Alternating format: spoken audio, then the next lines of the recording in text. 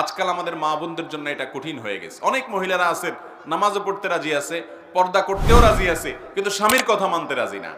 এবং শয়তান আমাদেরকে এই জায়গাতে আমাদের মা বোনদের সবচাইতে বেশি ধোঁকা দিয়ে থাকে। তথাকথিত নারীবাদীরা আমাদের মা বোনদেরকে উস্কে দেয় যে না, নিজের কথা মতো চলতে হবে, স্বাধীন মতো থাকতে হবে। ভাইরা আমার, বোনেরা আমার, অবশ্যই স্বাধীনতা আপনাকে ইসলাম দিয়েছে, কিন্তু প্রত্যেকটা স্বাধীনতার একটা সীমানা আছে, একটা নির্দিষ্ট ডেফিনেশন আছে।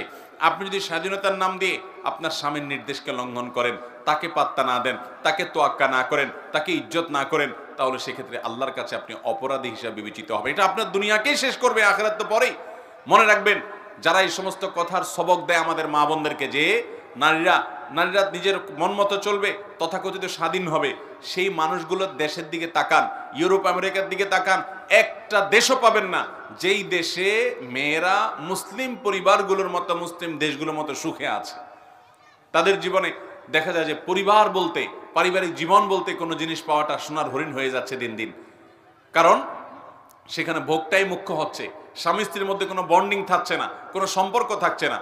মুসলিম পরিবারে, মুসলিম দেশগুলোতেও নারীর প্রতি কম বেশি অবিচার হয়, কিন্তু এরপরও দেখা যায় মুসলমানদের সমাজে স্বামী স্ত্রীর মধ্যকার যে ভালোবাসা, যে হৃদ্যতা, যে সৌহার্দ্য, যে সম্প্রীতি, যে আন্তরিকতা, এটা অমুসলিমরা কল্পনাও করতে পারে না। আল্লাহর বিধানের মধ্যেই কল্যাণ। আপনার কাছে মনে হতে পারে আপনার স্বামী, তার কোনো কথা আপনার ভালো লাগে না, সে হয়তো আপনার চাইতে কম বুঝে, হয়তো সে অনেক ক্ষেত্রে হয়তো পিছিয়ে আছে, তারপরও সে যদি আল্লাহর আদেশের বাইরে আপনাকে কিছু না বলে, খারাপ কোনো নির্দেশ যদি না করে, তাহলে সেক্ষেত্রে আপনি তার কথা মানবেন। সংসারের বিষয়ে স্বামীর সাথে বেশি তর্ক করতে যাবেন না, এটা তার বিষয়। সে কিভাবে উপার্জন করবে, বিশেষ করে হালাল উপার্জনের ক্ষেত্রে সে কোন পথে যাবে না যাবে, কোন ব্যবসা করবে না করবে, কাকে কি দিবে না দিবে, এসব বিষয়ে খুব বেশি মাথা ঘামাতে যাবেন না। আমাদের অনেক বোনরা আছেন এগুলো নিয়ে অনেক বেশি মাথা ঘামিয়ে সংসারে অশান্তি সৃষ্টি করেন, স্বামীর অবাধ্য হয়ে যান। মনে রাখবেন, মুসলিম নারীর জন্য আল্লাহর তরফ থেকে অনেক বড় একটা পরীক্ষার বিষয় হলো যে আপনার স্বামীকে আপনি কতটা মানতে পারলেন। আমি বহু নারীর কথা জানি যারা তাহাজ্জুদের নামাজও পড়ে, যারা নফল নামাজ রোজাও রাখে, যারা আইয়ামে বীজের রোজা রাখে, যারা সোম বৃহস্পতিবার নফল রোজা রাখে, যারা নিয়মিত কোরআন তেলাওয়াত করে, নিয়মিত তাসবিহ তাহলিল করে, জিকির আজকার করে, সবই ঠিক আছে, কিন্তু স্বামীর সাথে সারাদিন বাদাবাদি, স্বামীর সাথে সারাদিন তর্ক করবে, স্বামীকে মেনে চলবে না। কোন এক সালাফ এর স্ত্রী বলেছিলেন, আমরা আমাদের স্বামীদেরকে, আগের যুগের মানুষ রাজাদেরকে যেরকম সম্মান করতো ওই রকম সম্মান করতাম। অতএব আমার মা বোনরা, আপনাদের জন্য এটা আল্লাহ তাআলার তরফ থেকে একটা অ্যাসিড টেস্ট, একটা অগ্নি পরীক্ষা।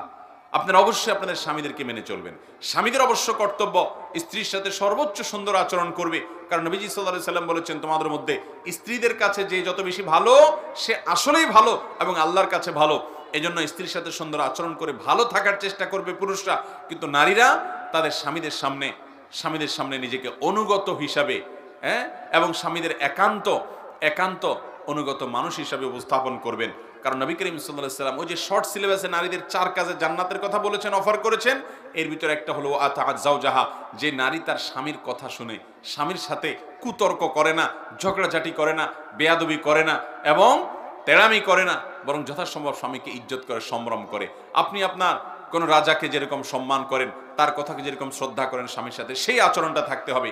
এই একটি জায়গাতে ত্রুটির কারণে, এই একটি জায়গায় গাফিলতির কারণে, বিচ্ছুরিত হওয়ার কারণে শত শত হাজার হাজার পর্দানুসীন, কোরআন তেলাওয়াতকারী, জিকির আজকারকারী, ইবাদত গুজার নারীরা ধরা খেয়ে যাবে এবং আল্লাহর পাকড়ার মধ্যে যাবে। আমি আজকের এই নারী সম্মেলনে আমাদের মা বোনদেরকে উদাত্ত আহ্বান করব, আসুন এই চ্যালেঞ্জটা গ্রহণ করি যে আমরা আমাদের স্বামীদেরকে সর্বোচ্চ শ্রদ্ধা করব এবং মেনে চলবো। এটি আজ আমাদের মা বোনদের থেকে প্রায় হারিয়ে গেছে। আল্লাহ তাআলা আমাদেরকে আমলের তৌফিক দান করুন। 4 নম্বর যে নসিহত করব তা হলো, আমাদের সন্তানরা আমাদের উপরে আমানত, আমাদের কাছে আমানত। নবী করিম সাল্লাল্লাহু আলাইহি সাল্লাম বলেছেন, কুল্লু মাউলুদিন ইউলাদু আলাল ফিতরাহ, প্রতিটা পরিবারের ছোট ছোট শিশু যারা দুনিয়াতে আসে, এরা সবাই মুসলমান হয়ে জন্মগ্রহণ করে, মায়ের গর্ভ থেকে তারা ভালো মানুষ হয়ে আসে। ইল্লা আন্না আবওয়াহু ইউহাউদানিহি আও ইউনাসরানিহি আও ইউমাজ্জিসানিহি, তবে এই বাচ্চাগুলোর মা, তার বাবা, তারা এই বাচ্চাগুলোকে খ্রিস্টান বানায়, ইহুদি বানায়, বেঈমান করে দেয় এবং ঈমান হারা করে ফেলে। বিধা আমাদের সন্তানরা আল্লাহর কাছে তাদের ব্যাপারে আমরা জিজ্ঞাসিত হব। আল্লাহ রাসূল সাল্লাল্লাহু আলাইহি ওয়াসাল্লাম বলেছেন, আল্লাহ কুল্লুকুম রাইন ওয়া কুল্লুকুম মাসউলুন আন রাইয়াতিহি, তোমাদের প্রত্যেকেই দায়িত্বশীল, তোমাদের সবাইকে অধীনস্থদের সম্পর্কে জিজ্ঞাসাবাদ করা হবে। একজন নারী, তিনি স্বামীর ঘরের ব্যাপারে দায়িত্বশীল, কিভাবে এটা দেখভাল করলেন, স্বামীর টাকা পয়সার আমানতদারিতা রক্ষা করলেন কিনা, স্বামীর অগোচরে নিজের ইজ্জত সম্ভ্রমকে হেফাজত করলেন কিনা, সন্তানদেরকে সঠিকভাবে লালন পালন করলেন কিনা, এই জন্য তাকে অবশ্যই আল্লাহর কাছে জবাবদিহি করতে হবে। এই জন্য আমাদের মা বোনদেরকে আমি বলবো, বিশেষভাবে আপনাদের সন্তানদের প্রতি আপনারা যত্ন নিন। ছেলে হোক মেয়ে হোক, অবশ্যই তাদেরকে 7 বছর বয়স হওয়ার সাথে সাথে নিজে নামাজ পড়ুন, সুন্দর করে তাদের সামনে তাদেরকে নামাজ দেখান এবং নামাজ শেখান, নামাজ পড়তে উদ্বুদ্ধ করুন, কোরআনটা শুদ্ধ করে পড়তে শেখান, তাদের সামনে কোরআন তেলাওয়াত করুন, মোবাইলের নেশা ছেড়ে দেন, কোরআন হাতে নেন, আপনি নিজে কোরআন পড়েন, তাদেরকে কোরআন পড়তে উদ্বুদ্ধ করেন, কোরআন পড়তে উৎসাহিত করেন। যদি কন্যা সন্তান হয় তাহলে সেক্ষেত্রে তাকে 8, 9, 10 বছরের কাছাকাছি বয়স গেলেই তখন থেকে তাকে পর্দা বুঝান। কেন পর্দা করতে হবে? একজন নারী তার সম্ভ্রম, তার ইজ্জত, তার আত্মসম্মান, আত্মমর্যাদার জায়গা থেকে তাকে নিয়ে কাউকে বাজে চিন্তা করতে দিবে না তিনি এই জায়গা থেকে, এবং সমাজে মানুষের ফিতনার কারণ হবেন না তিনি, তার কারণে কেউ বিপদগামী হবে না, কোনো যুবক, কোনো তরুণ। সেই জায়গা থেকে আল্লাহর ফরজ নির্দেশ মানতে গিয়ে তিনি পর্দা করবেন। আল্লাহ বলেছেন ওয়ালা ইউবদিনা যিনাতাহুন্না, নারীরা তাদের সৌন্দর্যকে প্রকাশ করবে না ইল্লা মা যারা মিনহা, কিন্তু পর্দা করার পরও যদি আপনার পর্দার বাহির থেকে প্রকাশিত হয়, অর্থাৎ বাহির থেকে যদি কেউ দেখে সেটা ভিন্ন বিষয়, কিন্তু পর্দা করবে, নিজেকে ঢেকে ঢুকে রাখবে, এবং এটার জন্য সে টাইট পোশাক পরবে না।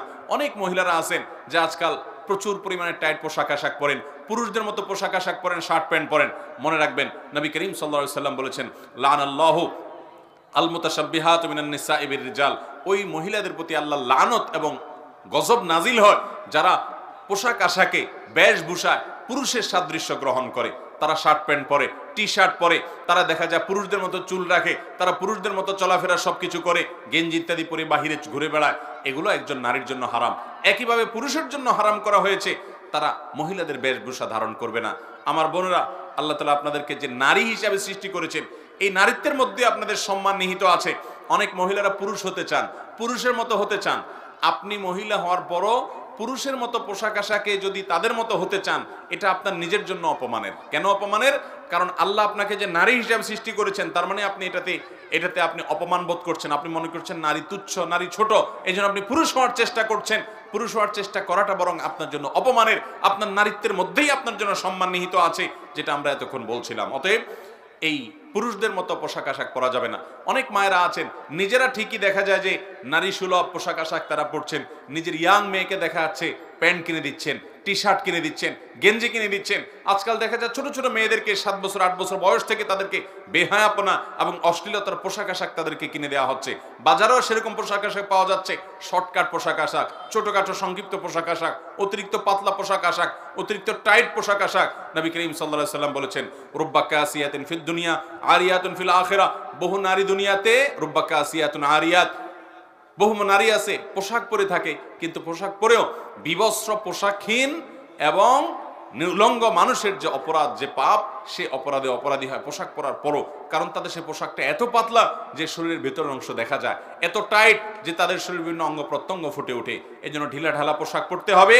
এবং আপনারা নিজেরা শখ করে যে সমস্ত পোশাক আশাক পরবেন, সেগুলো আপনার স্বামী, আপনার বাবা, ভাই, বাসা বাড়িতে মাহরাম পুরুষরা যা থাকবে তাদের সামনে আপনি পরবেন, কিন্তু বাইরে যখন যাবেন নিজের সৌন্দর্যকে আপনি যেখানে সেখানে বিকিয়ে দিবেন না। একজন মুসলিম নারী, তার অবস্থানটা সবচেয়ে যৌক্তিক।